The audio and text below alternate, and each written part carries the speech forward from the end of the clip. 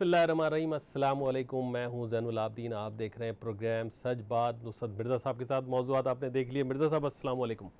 वालेकुम सलाम ज़ैनुल आबिद साहब और अस्सलाम वालेकुम नाज़रीन कराम। आज जो मौज़ूआत फिर हम जो गुफ्तगू करने जा रहे हैं वो पाकिस्तान है, चीन है, इंडिया है और अमेरिका है। और ये लोग जो ये क्वाड जो है ये मुख्तलिफ़ पेचीदा सूरत हाल पैदा हो गई है, जो कि कश्मीर के अंदर और लद्दाख में, जहाँ पर ये कहा जा रहा है TRT जो चैनल ने कि साहब कोई 35,000 स्क्वायर मीटर का इलाका जो है वो कब्ज़ा कर लिया है चाइना ने इंडिया का। तो अब दूसरी तरफ वो इंडिया में इसको बहुत ज़्यादा डाउन ग्रेड किया जा रहा है। वो कहते हैं कि हमारे पास जो सिस्टम है वो वर्क कर रहा है। और इसके अलावा जो ट्रम्प जो है वो हमारा ये ख्याल था कि वो एकदम से उछल के आएगा, लेकिन वो ट्रम्प ने ये कहा कि हम सर मसालत करने को तैयार हैं। तो और वो चाहता ये है कि शायद वो मामला को बढ़े तो फिर हम कहीं बीच में कूदें। इस तो अब हमारे लिए जी इस मौजू पर गुफ्तगू के लिए जनरल रिटायर्ड गुलाम मुस्तफ़ा साहब टेलीफोन लाइन पे मौजूद जनरल हैं। साहब अस्सलाम वालेकुम। जी वालेकुम सलाम मिर्ज़ा साहब। ये आपको खुशामदीद कहते हैं और बहुत आपका शुक्रिया अदा करते हैं कि आपने वक्त निकाला है। और ये बहुत मौजू क्योंकि आपका मौजू है, इसलिए हम चाहते ये हैं कि आपसे तफसील से गुफ्तगू करें और आपका जो तज्ज़िया है वो हम आपका सुनना चाहते हैं कि सारे सूरत हाल में डोकलम से शुरू होकर अब जो ये यहाँ पर आए हैं, जो लद्दाख में जो झील है और जो घाटी है, उस सिलसिले में जो कुछ भी हुआ है इसका पस मंज़र और इसके जो फिर जो असबाब हैं और फिर इसके जो असरात हैं वो आप बयान फरमा देंगे तो हम शुक्रगुज़ार होंगे। मिर्ज़ा साहब बहुत शुक्रिया आपका, आपने नाचीज़ को इस काबिल समझा है।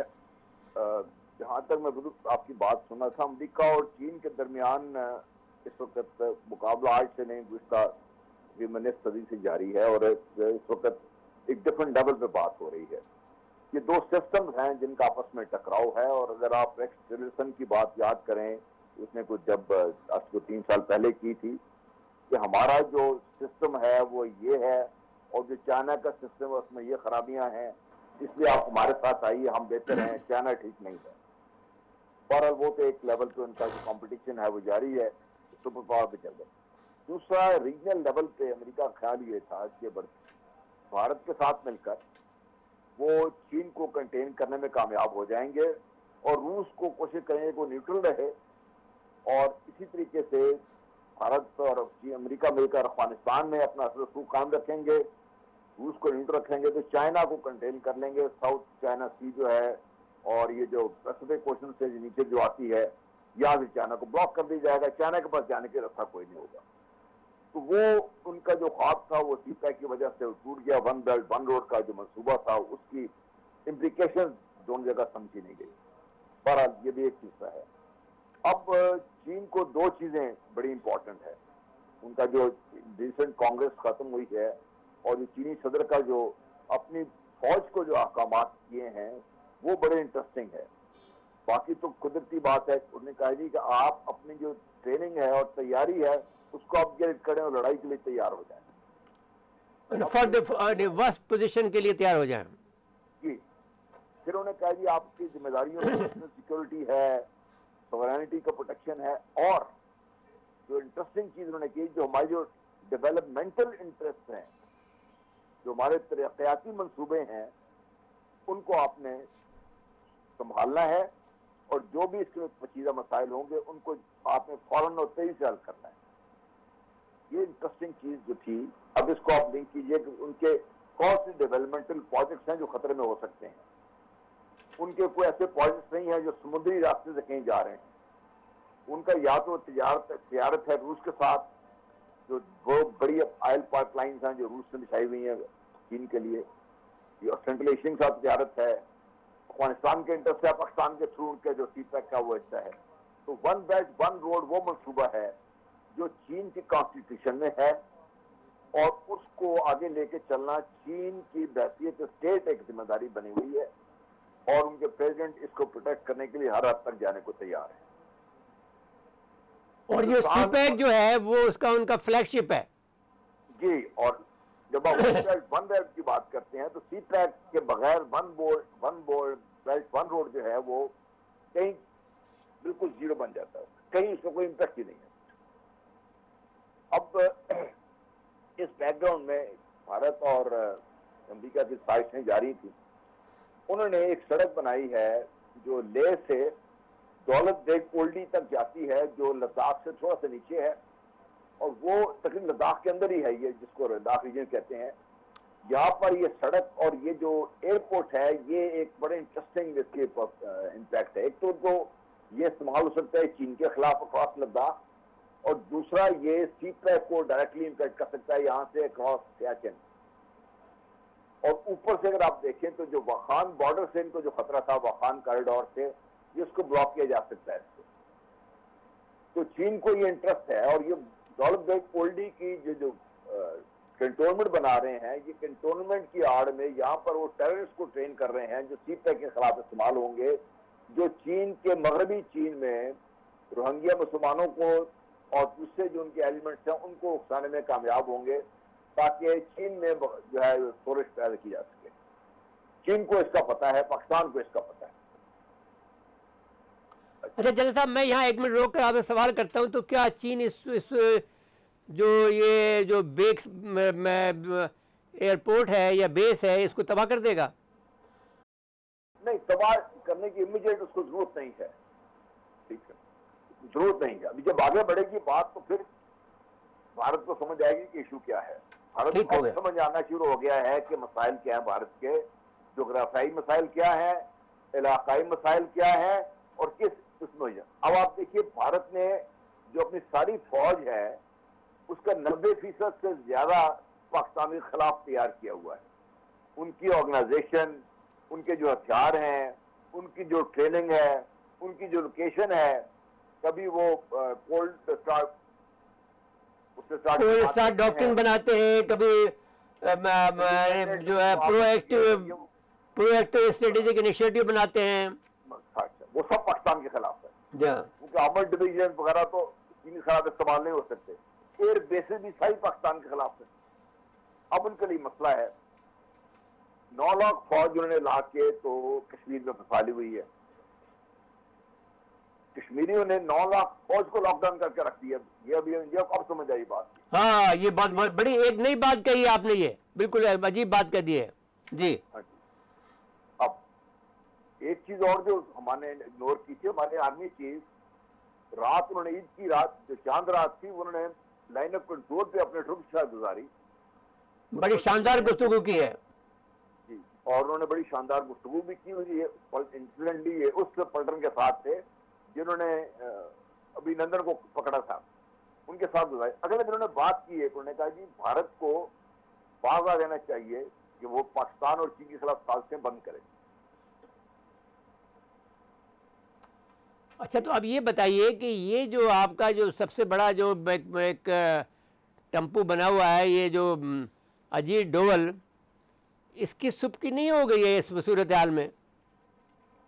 जी जी जी, ये तो अभी उनको अभी समझ आई ना। उनको तभी पता चला जी कि दौलत बेग ओल्डी तो बाद में बना। चीन ने वहां पे एक ऐसी बेस ऑलरेडी बना दी हुई है लद्दाख के इलाके में चीन की तरफ से, जहां से ना सिर्फ हेलीकॉप्टर ऑपरेट कर सकते हैं बल्कि जो लाइट एयरक्राफ्ट से लैंड कर सकते हैं, और थोड़ी और एफर्ट के साथ वो जेट केबल हो जाएगी। वो तो 99 में बनाई थी ना, जब कारगिल की जंग हो रही थी।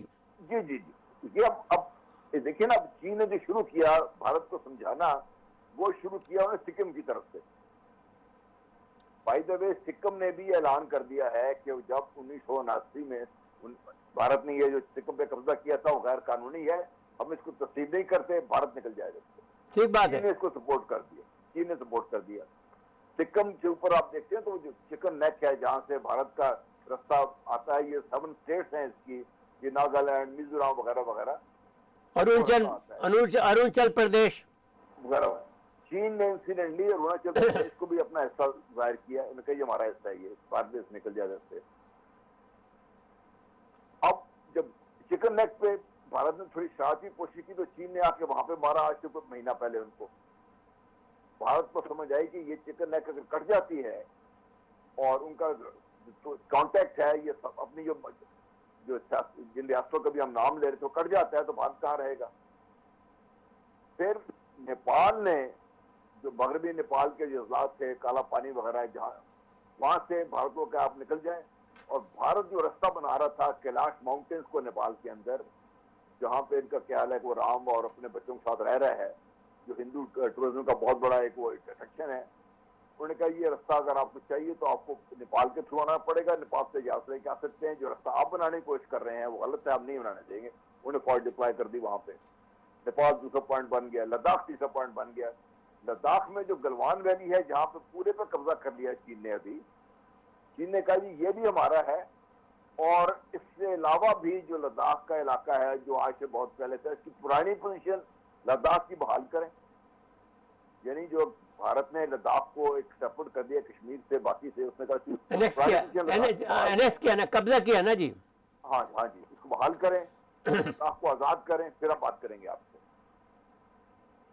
तो अमेरिका का जो शय थी भारत को वो तो थी, लेकिन अब अमेरिका को बात ये समझ आ रही है कि वो यहाँ पे आने के लिए उसके पास रिसोर्सेज नहीं है। अगर आएगा तो वो फंस जाएगा। भारत में इतनी कैपेबिलिटी नहीं है कि वो अमेरिका के साथ मिलकर चीन को डायरेक्टली। अच्छा जी, एक मिनट रुके जी जनरल साहब, आप यहाँ पर एक कंपैरेटिव स्टडी करते हैं विज़-वी अफगानिस्तान और ये जगह पर, which is the difficult point in terms of operation? हाँ, अमेरिका के ऑपरेशन के लिए, फॉर अमेरिका के लिए अमेरिका के पास सारा ही मुश्किल है। अमेरिका की यानी वो जगह तो खुला मैदान था ना, यहाँ तो फंसेगा ना, चारों तरफ से पहाड़ है। जी जी जी, यहाँ पहाड़ हैं, यहाँ पर बर्फानी पहाड़ है, 14,000 फुट से बुलंद, ज्यादा बुलंद इलाका है ये। रिसोर्सेज नहीं है, बेसिस नहीं है इनके पास। यहाँ पे ग्राउंड फोर्सेस जो अमेरिका की हैं बड़ी लिमिटेड है। अमेरिका की तो नेवल पावर है, अमेरिका की एयर पावर है, अमेरिका के पास न्यूक्लियर वेपन्स है। जो ग्राउंड ट्रूप्स है उसके लिमिटेड है, उसको टाइम लगता है उसको तैयार करके लेके आने में। यहाँ पे वो कहाँ का बचाएगा उसको?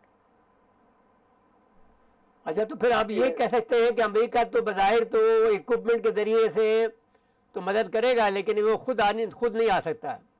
ये नहीं आ सकता। हाँ, नहीं आ सकता इसमें, क्योंकि देखिए एक बहुत बड़ा फरीक जिसकी हम बात नहीं कर रहे, रूस है।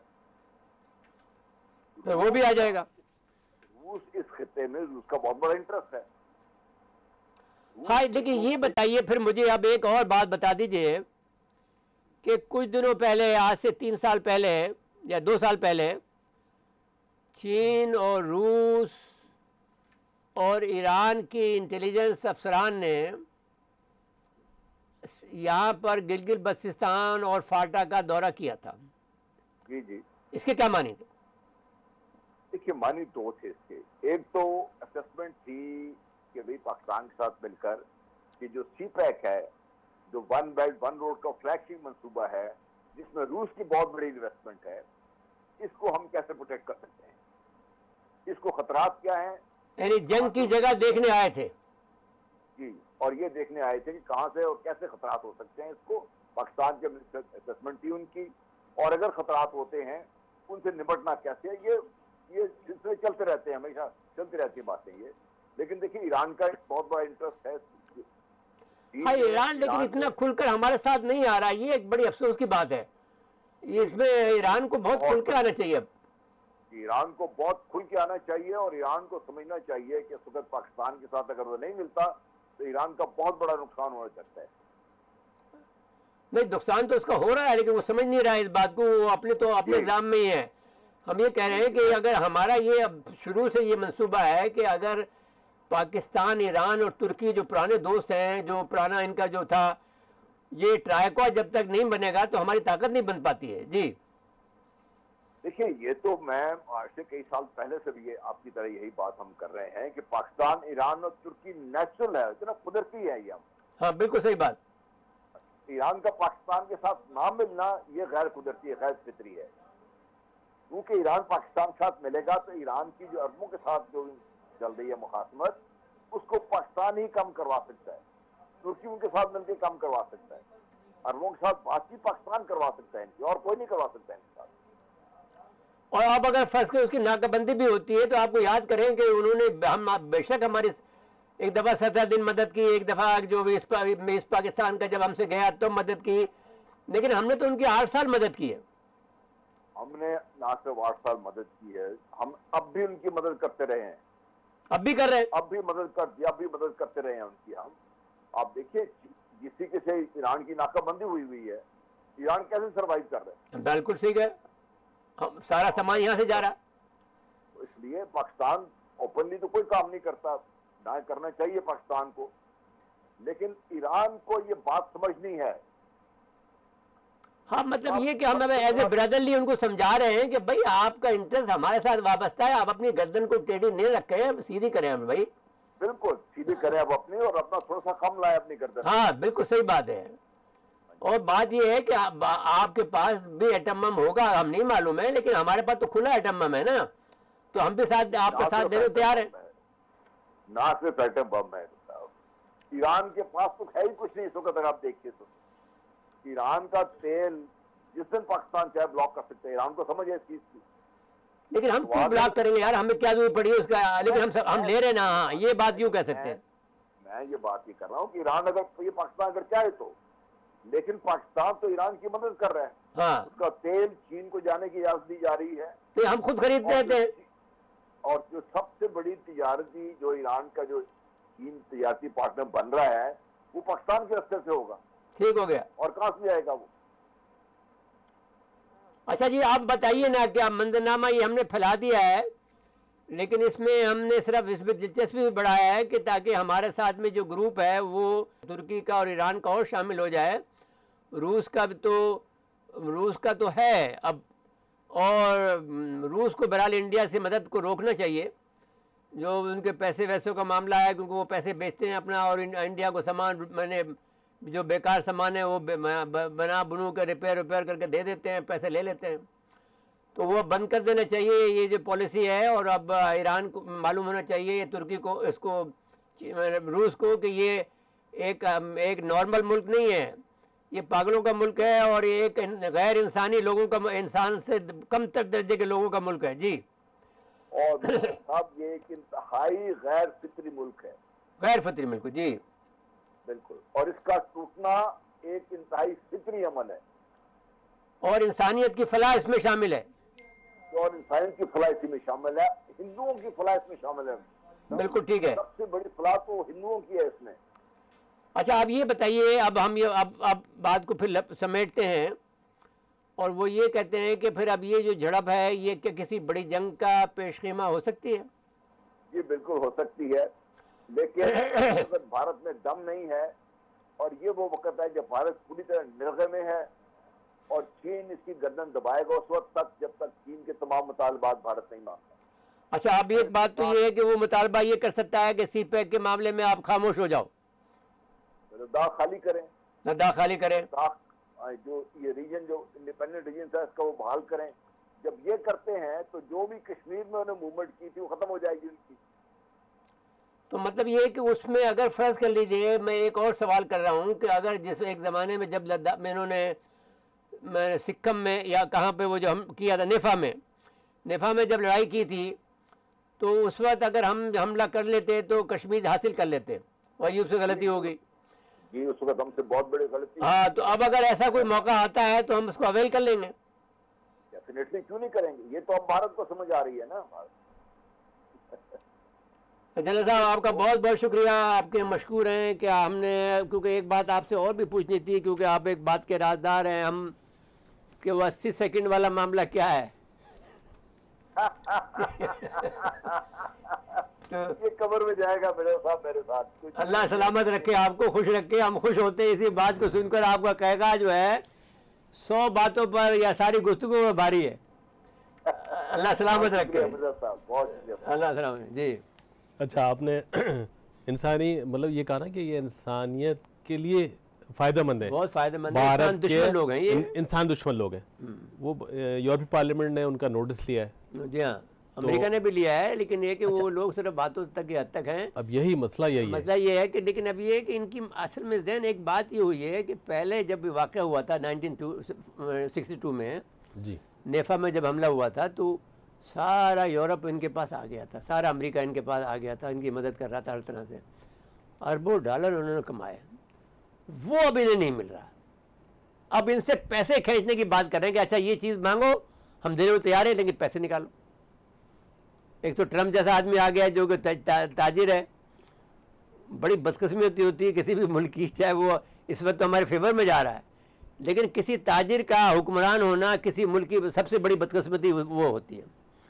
ताजिर को कभी भी हुक्मरान नहीं होना चाहिए। जैसे कि नवाज शरीफ था, उसको सिर्फ पैसे गिनने के, पैसे लूट मार करने के कुछ नहीं आता था। जरदारी था, वो भी आपको ताजिर ही था, ताजिरों का वडेरों का ताजिर था, वो तो दूसरे टाइप का ताजिर था, लूट मार का ताजिर था। तो अब आप इनको की वजह से हम बहुत नुकसान में गए हैं, और इनके अंदर कोई हुर्रियत नहीं थी, इनके अंदर कोई मतलब जो एक किसी भी में जो आदमी का अपना वक़ार होता है, वक़ार की जहन कोई कीमत नहीं है। बिल्कुल अगर आपकी वक़ार चला गया, आपका रोब दबदबा चला गया, आपकी जो शान थी वो घट गई, फिर क्या है? आपके पास दौलत हो तो क्या है? जी बिल्कुल, बात खत्म हो जाएगी। हाँ, तो अब उसमें ये इन लोगों के नज़र के अंदर दौलत में जब गिनते हैं ना, ये बहुत अच्छे लोग हैं, ताजिर लोग। मैं ये नहीं कहता, देखो फिर ताजिर लोग नाराज़ ना हो मुझसे। देखिए, आपकी इज्जत में, आपकी तौक़ीर में हम ज़रा कमी नहीं कर रहे हैं, लेकिन हम ये कह रहे हैं कि हुक्मरानी आपको नहीं आ सकती है। जी, हुक्मरानी के अंदर बहुत से सख्त इतने फैसले होते हैं, वहाँ पैसा नहीं गिना जाता है, वहाँ तौक़ीर गिनी जाती है, वहाँ शान गिनी जाती है, वहाँ अपना वक़ार गिना जाता है। कौम का जो वो होता है अज़्म होता है, या कौम की जो शान होती है, वो देखी जाती है।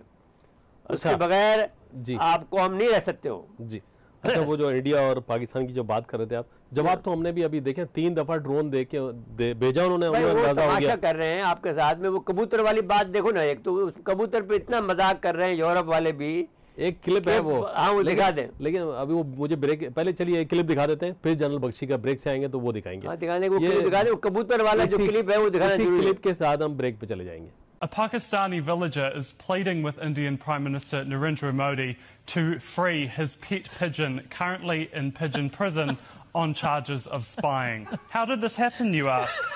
Well, the man lives just a couple of kilometres from the border and let his pigeons out for a fly. Police said the pigeon had a ring on one of his legs that had a code on it they were trying to decipher. But the man says the code is just his phone number. He apparently owns a dozen pigeons and says India needs to stop victimising innocent birds. I think the worst thing is that villagers captured the bird and handed it over to police. And apparently this has happened a number of times over the years. Wow. Here's a picture I got of the pigeon in pigeon prison. In a cage. Oh my Gideon. Excellent.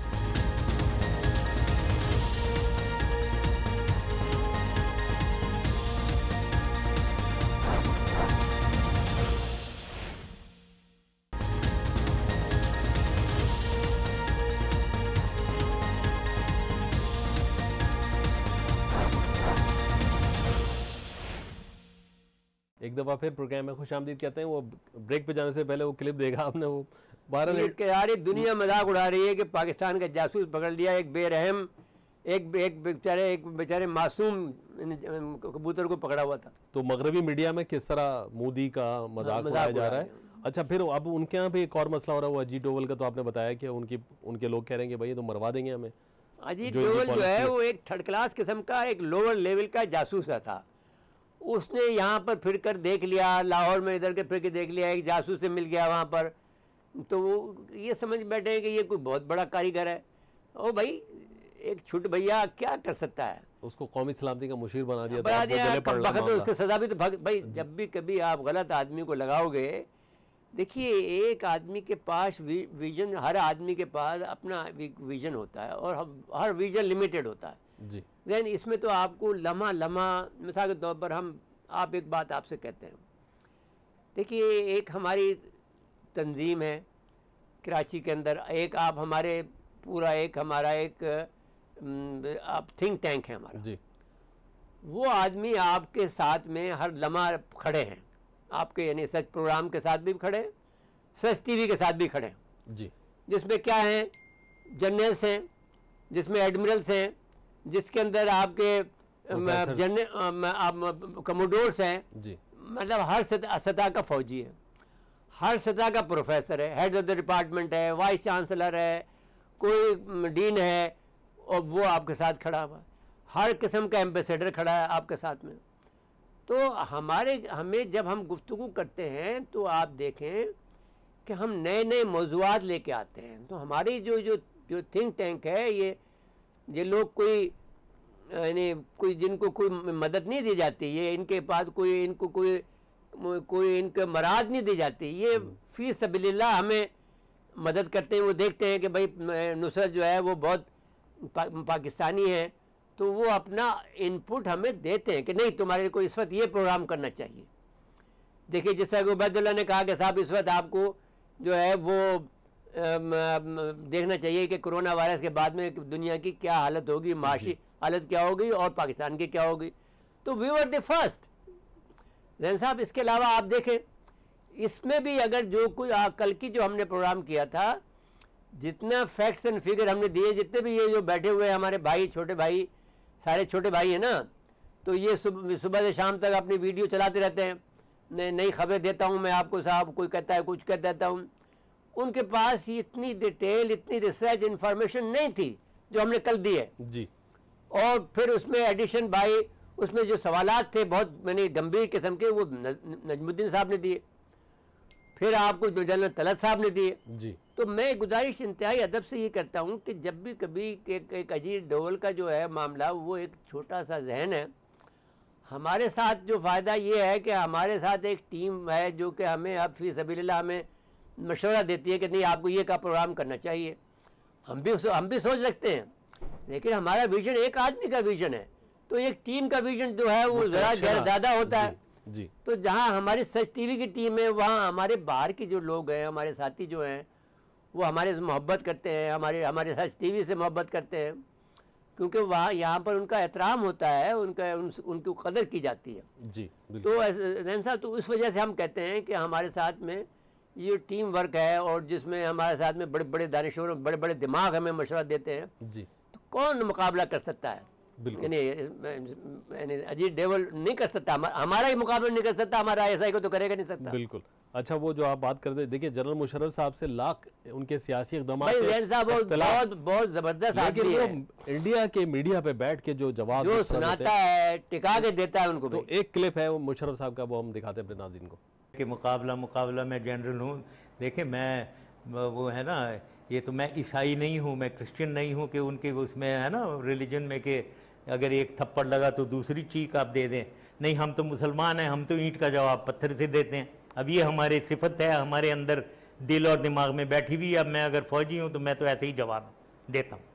दूसरी चीज़ अब ये कह रहे हैं आपके one man freedom fighter, certainly देखें आप दुनिया में जहाँ कहीं भी इंसर्जेंसी आप कहें या फ्रीडम स्ट्रगल कहें, कोई अपराइजिंग कहें, उसका हमेशा पूरी दुनिया में यही है कि एक उसको टेररिस्ट कहेगा, दूसरा कहेगा फ्रीडम फाइटर है।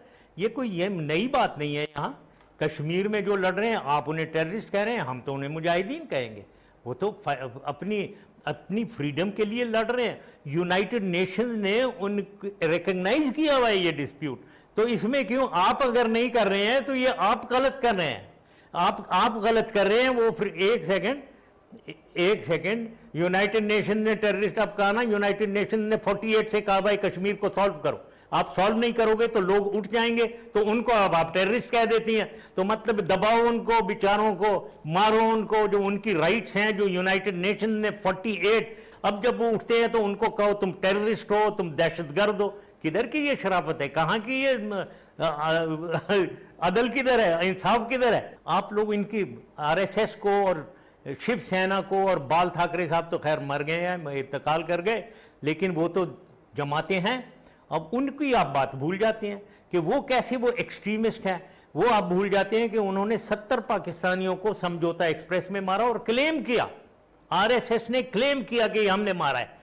तो ये वो आप भूल जाए, वो उसकी बात नहीं करना चाहते। जहां आप लोग कमजोर विकेट पे हैं वो ना बात करें, जो जहाँ हमारे ऊपर वो लश्कर तैयबा ये और वो शुरू रहे हैं। जी मिर्जा साहब, एक क्लिप और है वो बख्शी का। जनरल बख्शी का तो कमाल का क्लिप है नाज़रीन कराम, ये आप देखें, इतराफ शिकस्त कि आप देखिए कि आपको बाज़ जगह पर आप जब ठंडे पड़ जाते हैं तो उसके पीछे क्या होता है। वो जनरल बख्शी बता रहा है कि अगर आप थोड़ी सी हिम्मत कर लेते 65 के अंदर तो आप दिल्ली के अंदर बैठ के नमाज पढ़ रहे होते थे। बख्शी साहब जिंदाबाद। चलो जी दिखाते अपने नाज़रीन को। हुआ अगर पाकिस्तान ना होता इन्होंने हमारी फौज की ऐसी तैसी कर देनी थी। ठीक है साहब, ये गांधीवाद जो था इसने हमारी फौज का सफाया कर देना था और पाकिस्तान के टैंक वाकई 1965 में दिल्ली में आके नमाज पढ़ते। ये इस किस्म की बेचरी हमारे साथ हुई।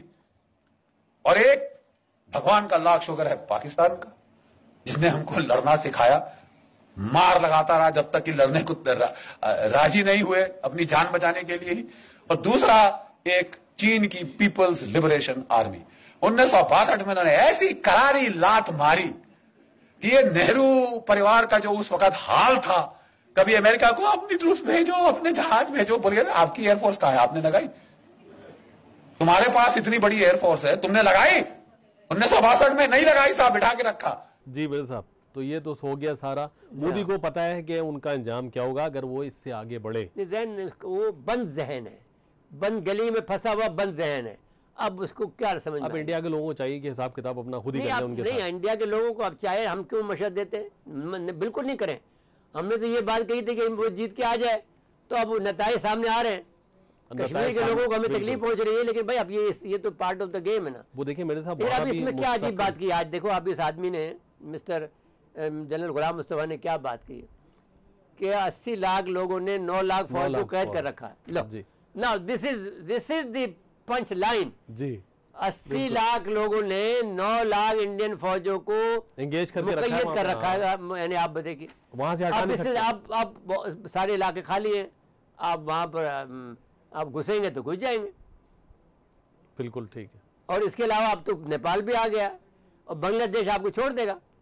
आप देखिए, आपका आसाम उसका, ईस्ट बंगाल उसका, बांग्लादेश भी तो भाई आखिरकार फौजी पाकिस्तान के ट्रेंड है ना, ऐसा तो नहीं है ना जी। वो भी यहाँ का पानी पी के गए भाई। और तो और आप जब इतनी बड़ी बात ईरान करता है, हम कहते हैं भाई आपका जनरल कासिम सुलेमानी यहाँ का बच्चा है जी। हमने पढ़ा के भेजा उसे, जनरल असलम बेग, हमने जनरल असलम बेग का बच्चा, उन्होंने कहा था कि हमारा बच्चा है। हाँ ठीक है, इसमें क्या बात है।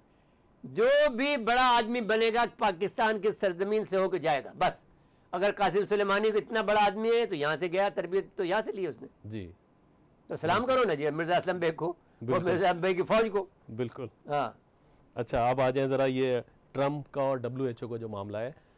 बात ये है कि इसको खरीद लिया है, ये लगता ये है कि इनके उमरा के दरमियान में लड़ाई हो गई है। जो अमेरिका के अमीर लोग हैं, एलीट्स जो हैं, उसमें जो एक तो है बहुत बड़ा जो जो जो वेब चलाता है, क्या नाम उसका, बिल गेट्स जी। बिल गेट ने ये वर्ल्ड हेल्थ ऑर्गेनाइजेशन खरीद ली है। इस पर ट्रम्प नाराज़ हो गए हैं और वो कहते हैं कि हम फंड बंद कर देंगे, आपको जाके चीन से लो। अब इससे ये ख़तरा पैदा हो रहा है कि कहीं बिल गेट चीन से तो नहीं मिल गया। एक अजीब बात हो गई है। ये नई बातें मैं आपको बता रहा हूँ कि आप ये कहीं पर नहीं मिलेगी। अब ये भाई भैया हमारे जो हैं, जो छोटे छोटे हमारे बच्चे हैं, ये अभी ये इस पर कहानियाँ बनाएंगे या छोटे छोटे वीडियो बना के डालेंगे। तो अब ये लगता ये है कि क्योंकि इनको ये बड़ा गेम इनको पता ही नहीं है कि ये वहाँ बड़ा दुनिया में क्या हो रहा है। चाइना ने जो काम किया है वो ये किया है कि वहाँ जो लॉबी बनाई है, साथ साथ में उन्होंने ये जो मल्टीनेशनल कंपनियाँ थी उसमें हमने शेयर खरीद लिए हैं। अब मिसाल के तौर पर टिकटॉक है, टिकटॉक में सबसे ज़्यादा इस वक्त जो मैंने जो लोग इसके पार्टिसिपेंट है टिकटॉक है, उनका डाटा सारा टिकटॉक के पास है। जब चीन ने कहा कि भाई टिकटॉक से वालों से कहा वो हमें उसका डाटा दे दो, तो उसका जो CEO था वो चीनी था, उसने सारा डाटा दे दिया उनको चीनियों। ये अपना सुपर कंप्यूटर लेके बैठे हुए हैं, हमारे थंब को लेके बैठे हुए हैं कि हम इनका थंब को कहाँ इस्तेमाल करेंगे, इनकी बातों को कहाँ लड़ाई करेंगे, जैन की नुसरत मिर्ज़ा की कब लड़ाई कराएंगे। ये किसी मैंने जो हमारे राज लिए बैठे हुए हैं कि साहब किसी ने एक भाई की बहन से लड़ाई हो गई, एक भाई किसी से इश्क हो गया, किसी का किसी हो गया, वो लिए बैठे हुए हैं। तो वो इस चक्कर में कि भाई हम खुदा बनेंगे और हम लोगों को लिस्से में डालेंगे। तो अब ये वहाँ पर उसने आपने चाइना ने उसके अंदर तो सुराख कर दिया ना जैन साहब। मैं छोटी सी बात कह रहा हूँ आपसे, बहुत ही मामूली हल्के से कह रहा हूँ। उनके तो तमाम जो पोटली थी, एक मुहावरा है चोर का भाई गिरा कट। नहीं गिरा कट तो भाई वो काम हो गया। नहीं गिरा कट तो छोटी बात हुई, इनकी पोटली में ही सुराख कर दिया उसने जी। सारा माल लेके चला गया। वो उनके आदमी ले गया, उनके अबिलीड्स ले गया, उनकी ऑर्गेनाइजेशन ले गया, और उसको समझते हुए यूरोपीय यूनियन ने कहा कि नेक्स्ट सुपर पावर तो चाइना है। अब ये राज की बात है जो अब इसका ट्रांसलेशन करने ये भी फिर करेंगे हमारे भाई लोग, अपनी फिल्में बनाएंगे, इसीलिए खलबली डाई आने के मैंने बातें सुन कर इनको डेप्थ नहीं मालूम है कि क्या बात उसने कही, इसकी क्या मानी है जो हम समझते हैं। लेकिन हम तो कोई फिल्म नहीं बनाते ना भाई, कोई मूवी नहीं बनाते कि जो आप डाल दें वहाँ पर। तो हम तो जो आज आपको बता रहे हैं, बताते खुद, ये इसके अंदर 1000 कहानियाँ मौजूद हैं। अगर हमसे पूछेंगे तो हम बताएंगे कि इसमें ये कहानी है, इसका मतलब ये है, इसका मतलब ये है, इसका मतलब ये है। अब आप देखिए कि दूसरी बात हम कर ले कोरोना वायरस की। अब आ जाए कोरोना के बढ़ते हुए मुल्क में जो भाई केसेस बात हैं, ये है कि कोरोना वायरस के एक तो देखिए एक बात हमें वो आपको आप वो दिखाना चाहेंगे, वो जो सिंध के अंदर जो है वाइन शॉप वाली वीडियो चल रही है। अब वो हम दिखा इसलिए नहीं सकते पूरा के नहीं पूरा ना दिखाएं। देखिए हम अपने जो पैमरा से माजरत के साथ में, लेकिन हम ये जुल्म दिखाना चाहते हैं कि ये जो आपका मुराद अली शाह साहब हैं, ये कोरोना की बातें करते हैं। एक लाड़काना शहर के अंदर जितना रश हो रहा है शराब को ख़रीदने के लिए, वो आदमी चीख चीख के कह रहा है। मस्जिद को बंद करने में तो बड़ा मुश्ताक मैंने था और बहुत ही ज़्यादा मशाक बना हुआ था। और अब वहाँ पर जब वो ख़रीद रहा है, लाड़काना में जो लोग ख़रीद रहे हैं, सारे कोरोना वायरस के जो SOPs हैं जो आपने बनाई है उसको तोड़कर आपके जो आपका पनाहगाह है, जो आपका जो रूहानी मरकज़ है, वहाँ पर आपके यहाँ पर शराब का कितनी बड़ी लाइन लगी हुई है। जैन एक झलकी दिखा दो बस। तो लाड़काना ये शराब का गुत्ता खुला हुआ है, कोरोना वायरस उरूज पे लाड़काना में। ईद का तीसरा दिन है, ये शराब का गुत्ता खुला हुआ है इस वक्त। गाड़ियाँ ये सारे आप देखें रोड ब्लॉक हैं, सामने दड़ी थाना है, उस तरफ मार्केट थाना है। ये आप शराब के दुकान पर रश देखें। तो अब ये साईं सरकार को तो क्या किया जाए? साईं सरकार बस ये इसको फारिग करो। साईं सरकार इस काबिल नहीं है कि हुकूमत चले कर सके। जिस आदमी का काम सिर्फ ये है कि बैठकर यहाँ पर लोगों से भत्ते मांगे, लोगों को आप तकलीफ दे और फिर बाद में जब लोग बरहम हो तो फिर खोल दे, तो ये नहीं चल सकता। और वहाँ पर शराब बिकवा रहा है। जी बिल्कुल। और उसमें उस वक्त उसको ख्याल नहीं आ रहा कि वहाँ पर क्या हो रहा है। अच्छा मेरे साहब एक बात ये हो रही है कि जब केसेस बढ़ रहे हैं, इसको ख़त्म करो। मैं पहले यहाँ पर सिंध के अंदर जो है लगाओ, लेकिन इस गवर्नर के साथ नहीं, कोई और गवर्नर लाओ, कोई अच्छा गवर्नर जो कि ईमानदार हो भी। वो नहीं, ये ईमानदार तो ये नहीं है, बेईमान तो नहीं है ये, लेकिन ये है कि ये काबिल नहीं है। हाँ ये तो अब क्या किया जाए, यहाँ तो बहुत सारे लोग काबिल नहीं है, लेकिन वो अपनी जगह पे बैठे हुए हैं। इमरान खान का पैसे वहाँ पर यूरोप में उगाई करता था ये खानम के लिए, शौकत खानम के लिए, उसको गवर्नर बना दिया। या ये है बस आजकल के मायार ये है। एक और बड़ा वाक़या हुआ है, एक आदमी जो कि दागदार है वो उसको बना दिया है चीफ सेक्रेटरी बलूचिस्तान, अपने उनके कहने पर, अपनी बेगम के रिश्तेदारों के कहने पर। नहीं वो तो लोग बहुत स्ट्रांग हैं वो भाई, तो जो भी हो, लेकिन वो आदमी तो दागदार है ना जी। अगर आपने चीफ सेक्रेटरी उसको बना दिया है तो आपको ये किसी न किसी जगह पर तो इसका हिसाब किताब होना चाहिए ना कि किस बात पे बनाया आपने। जब वो जिसके ऊपर इतने केसेस हैं उसको कैसे आपने बना दिया। किसी एक चैनल ने उसको चलाया है, हम इसलिए उसके ऊपर ज़्यादा बात किसी और वक्त पे करेंगे। अभी तो उन पर बात आ रही है शहजाद अकबर साहब पे। शहजाद अकबर भी ऐसे ही आदमी है। शहजाद अकबर कहाँ का आदमी है? शहजाद अकबर अभी तो वो जस्टिस फायद हसन उनके लिए सवालात उठाएं कि भाई इनकी पहले तो शरीयत बताएं कि इनकी दोहरी शरीयत है, ये क्या है, वो तफसीलात हो। ये भाई आप जस्टिस से लड़ाई कर रहे हैं, वो भी ख़ानदानी लोग हैं। वैसे एक बात देखा जाए तो मैंने अच्छा, उनकी रेपुटेशन भी बहुत बेहतर है, उनकी अच्छी रेपुटेशन है। ठीक है, अब उसके पास इतनी अगर मिल्कियतें हैं तो भाई वो कुछ उनका ख़ानदानी पस मंज़र भी तो है, अब हम उसमें तो नहीं बोल सकते।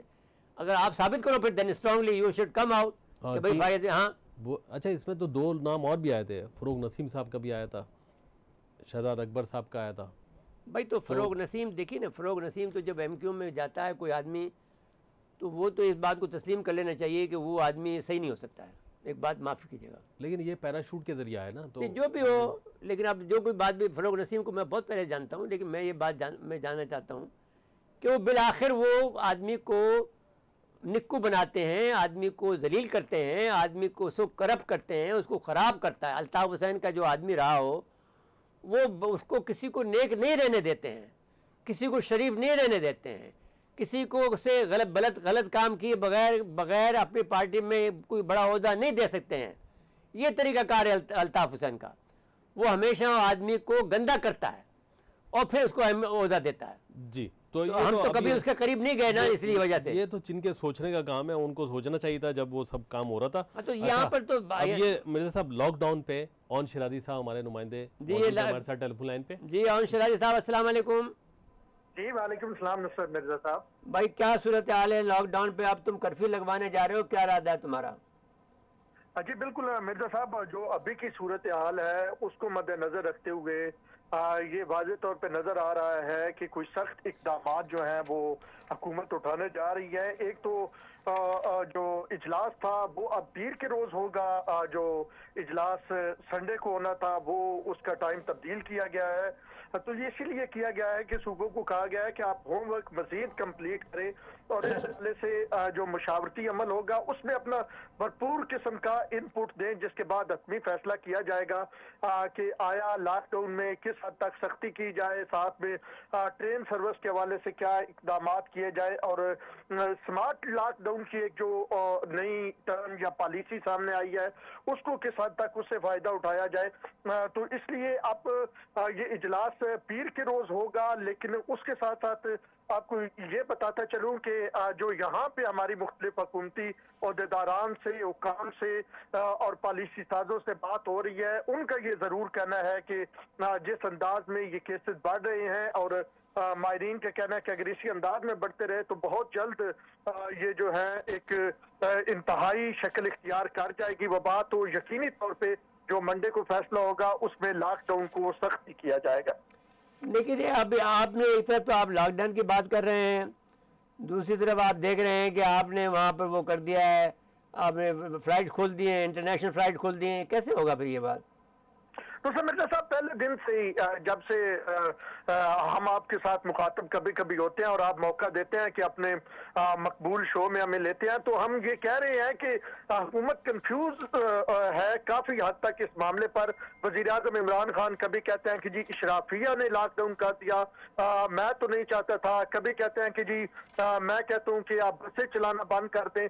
तो PM की अगर स्पीचेस की बात करें या PM की बॉडी लैंग्वेज की बात करें तो बहुत मौका पे हमें ये नजर आया कि PM खुद कंफ्यूज जो है वो।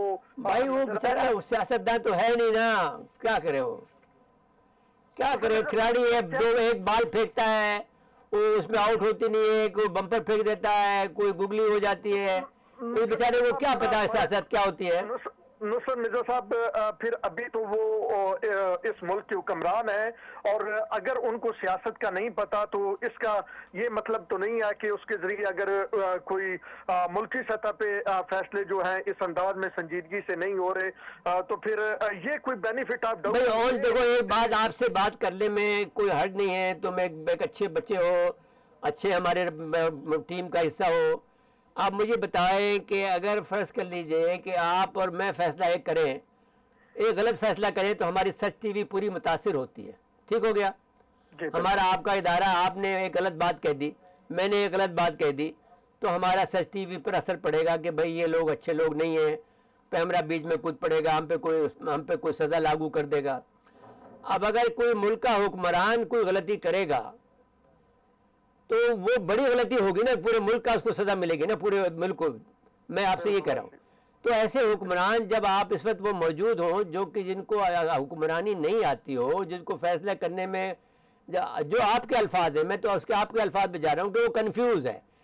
कन्फ्यूज़ हुक्मरान नहीं रहना चाहिए मुल्क के अंदर, मैं ये कह रहा हूँ आपसे।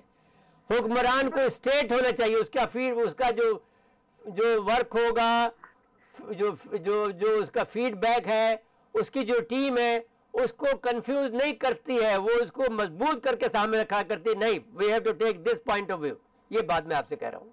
जी बिल्कुल नुसरत मिर्जा साहब, आप 100% दुरुस्त कह रहे हैं। होमवर्क की कमी नजर आई। जनवरी से मामला स्टार्ट हुआ है और किसी किस्म के इकदामात उस अंदाज में शुरू से ही हमें नजर नहीं आ रहे थे। फिर टीम वर्क की आप बात कर रहे हैं तो टीम, अगर आप टिड्डी दल की बात कर लें तो वो भी टिड्डी दल की बात मैं करना चाहता था। अच्छा कि आप 61 जिला मुतासिर हो गए। अब ये फूड सिक्योरिटी का मसला आ गया। बताइए, पहले हो गया 28 साल हो गए हैं। टिड्डी दल को वहां मारा जाता था जहां पर ये परविश पा रही होती थी। अब ये कोई सोच ही नहीं है यहाँ पर। नुसरत मिर्जा साहब, जब उसके खिलाफ आप इकदाम कर रहे हैं, हाफ हार्टेड इकदाम कर रहे हैं, लेकिन उसके बावजूद आप उसका वजीर बदल देते हैं और आप कहते हैं कि जी अब ये काम करेंगे। और वजीर साहब जो गुज़िश्ता रोज प्रेस कॉन्फ्रेंस करते हैं उसमें वो हमें कायदे आज़म के जो इताद और यकीन के अक़वाल ज़री सुना रहे होते हैं, बजाय ये बताने के कि हमने ये एक्शन ले लिया, ये एक्शन ले लिया। और दूसरी जानब अगर NDMA की बात करें तो वहां से भी हमें सिर्फ प्रेस रिलीज ही आ जाती है। रोजाना सुबह प्रेस रिलीज आ गई कि 61 जिलों में ये कर दिया। और जब आपकी लीडरशिप सही नहीं होगी तो याद रखना ऐसे ही होता है। आपका कमांड एंड कंट्रोल, फौज का कमांड एंड कंट्रोल क्यों सही होता है? इसलिए कि वो एक हुक्म आता है और वो उस पर फैसले लेते हैं। वो हुक्म ऐसा नहीं होता है, वो कोर कमांडर की मीटिंग होती है, उनको फीडबैक मिलता है चारों तरफ से और उसके बाद में वो फैसला करते हैं। इसके ने पहली गलती ये की कि टीम जो सिलेक्ट की है वो जो कहते हैं ना कि वो मेंढकों की पंसेरी जमा कर लिए, वो उनको पता ही नहीं है किसी को क्या काम करना होता है। हुक्मरानी बहुत मुश्किल काम है जिसके लिए बड़े बड़े प्लेटो था, अरिस्टोटल था, इब्न खल्दून था, इतने बड़े बड़े दानिश्वर गुजर के हो गए। वो सब हुक्मरानों को मशवरा देते थे और इनके पास तो कोई आदमी ऐसा नहीं है जो मशवरा दे सके, जो बड़ा विजन रखता हो। जी बिल्कुल, 11 लोगों की टीम को खिलाना और बात होती है और 22 करोड़ लोगों पे हुक्मरानी करना और फिर इतने खित्ते के अहम मुल्क की हुक्मरानी की जहाँ पे दुनिया की आलमी ताकतों के इंटरेस्ट जिसमें हो तो वहाँ पे हुक्मरानी करना मुश्किल होता है। और इमरान खान साहब ने एक बार खुद कहा था कि मैं कांटों की सेज पे बैठूं, बल्कि उन्होंने गरम इस तरह कहा था कि पंजाबी में जैसे कहते हैं कि तत्ते तवे पे बैठा मैं। तो भाई तत्ते तवे पे अगर फर्ज कर लीजिए एक आदमी नालायक बैठा हो तो या अक्लमंद बैठा हो तो उसमें फर्क जमीन आसमान का फर्क है। तत्ते तवे पर अगर जाहिल आदमी बैठ जाए तो उससे क्या फर्क पड़ता है तत्ते तवे पे? बिल्कुल आप दुरुस्त फरमा रहे हैं मिर्जा साहब, यकीनी तौर पे।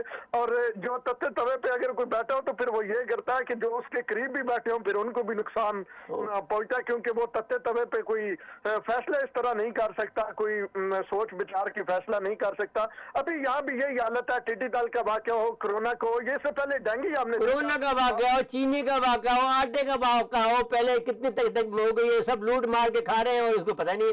कहता मैं ईद के बाद में एक्शन लूंगा, अभी ईद भी हो गई, कोई एक्शन नहीं लेता। जी बिल्कुल सर मिर्जा साहब, हम ये हकाइक तो सामने लाते रहते हैं और मजीद ये हकाइक सामने लाएंगे कि जो वबाओं के साथ को कंट्रोल नहीं कर सकते, जो आम आदमी की सेहत का ख्याल नहीं रख सकते और माफिया की एक रट लगाई रखी हमने बड़े अरसे से इमरान खान साहब को कवर किया, हम दिखाते रहे, वो माफिया अभी तक बेलगाम है, कोई हमें नहीं पता चला। मसला ये बताओ, आखिर सवाल ये है कि फूड सिक्योरिटी कितनी खतरनाक होने जा रही है।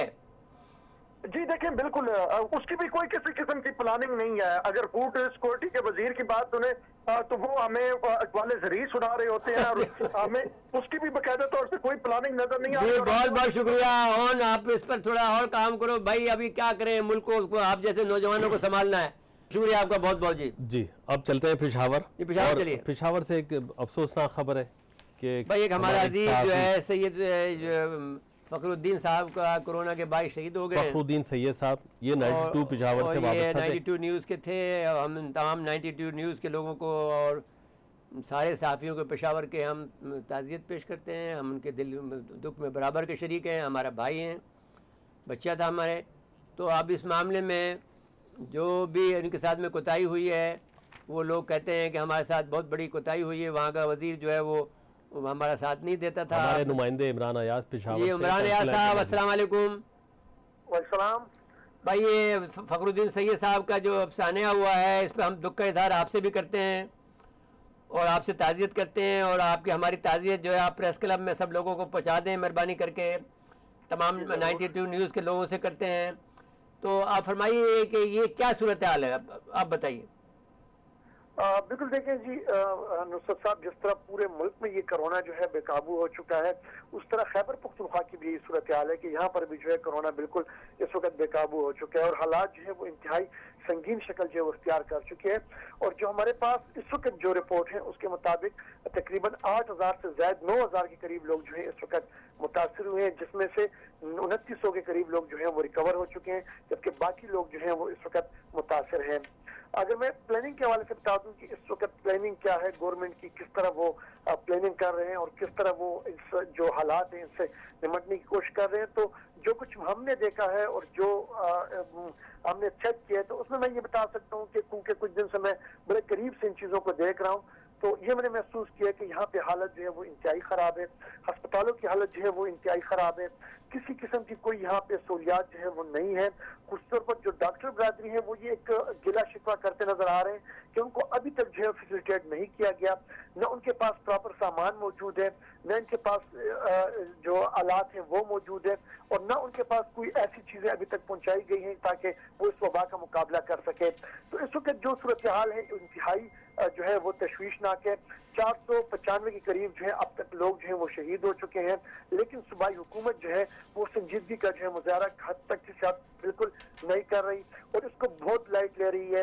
बयानात तक का सिलसिला जो है वो तो जारी है, बयानात आ रहे हैं इनकी तरफ से, लेकिन कोई सीरियस इकदाम जो है वो नहीं किए जा रहे हैं। इमरान अयाज साहब, आपका बहुत बहुत शुक्रिया कि आपने वक्त दिया और सूरत हाल को बयान किया। जी अच्छा, ठंडी दल के मुतालिक ये भी यही कह रहे थे कि इनके यहाँ कोई उस पर एनडीए में कोई काम नहीं कर रहा है, हाँ, वो सिर्फ प्रेस रिलीज से काम चला रहे हैं और अभी उनकी सारी तवज्जो है वेंटिलेटर। अगर लीडरशिप आपको कमांड नहीं दे सकती है, आप उनके ऊपर कंट्रोल नहीं कर सकते, बहुत खतरनाक होता है जिम्मेदारी।